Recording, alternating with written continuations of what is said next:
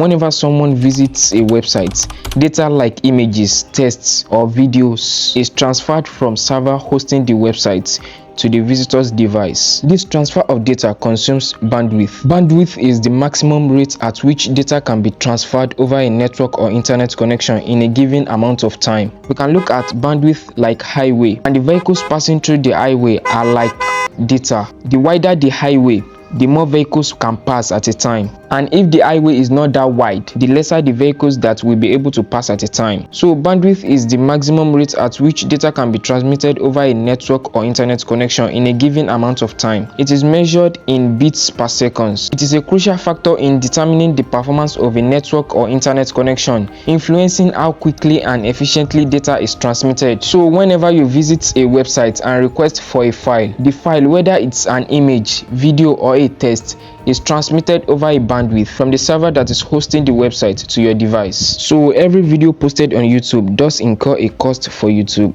primarily due to the bandwidth required to store and stream videos to users. When a video is uploaded on YouTube, YouTube has to store it on its servers, and every time someone watches the video, data is transferred from YouTube's server to the user's device, which uses bandwidth. So YouTube has to pay some amount for bandwidth to allow its users to upload and watch videos. Bandwidth determines how much data can be transferred between the website and its visitors. As traffic increases, more bandwidth is required to ensure that the site remains accessible and responsive. Adequate bandwidth ensures that a website loads quickly, enhancing the user's experience. As I have said earlier, bandwidth is like a highway.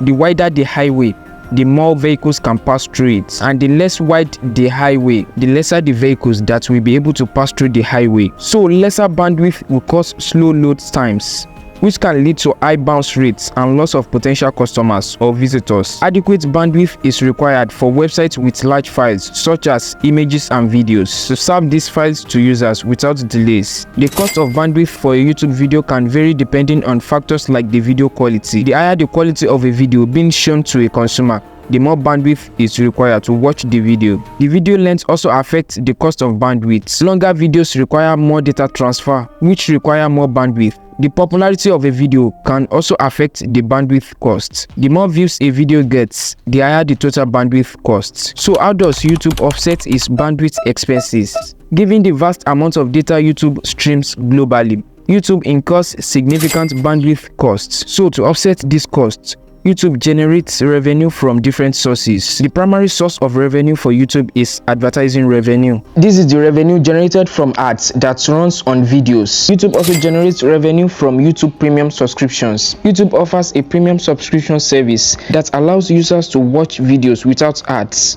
Apart from the revenue generated from ads and YouTube Premium subscriptions, to offset the cost of bandwidth, YouTube employs several strategies to lower the cost of bandwidth. The first strategy is that due to YouTube's massive scales, it allows YouTube to negotiate significantly lower bandwidth costs compared to smaller platforms. YouTube also utilizes advanced video compression technologies to reduce the amount of data required to stream videos. This not only enhances the user's experience by reducing buffering, but also decreases the amount of bandwidth needed.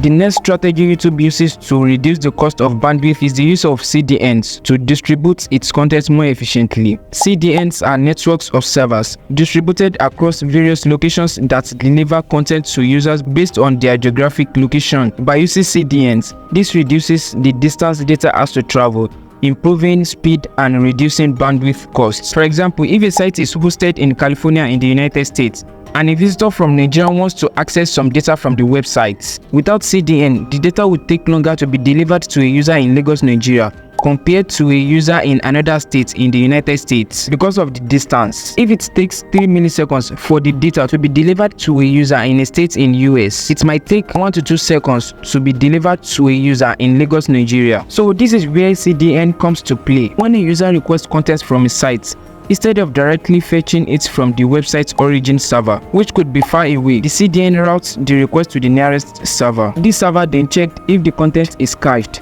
If it's not, it requests the content from the origin server and deliver it to the user, and then cache the content for future requests. CDN distributes the load of delivery content across multiple servers, which means that by distributing traffic, this helps prevent any single server from becoming overwhelmed with too many requests, ensuring that websites remain fast and responsive even during high traffic periods. It lowers the burden on the origin server, which is the main server. CDN also makes pages to load faster because it has reduced the distance the data has to travel from the site to the user's device, which leads to better user experience.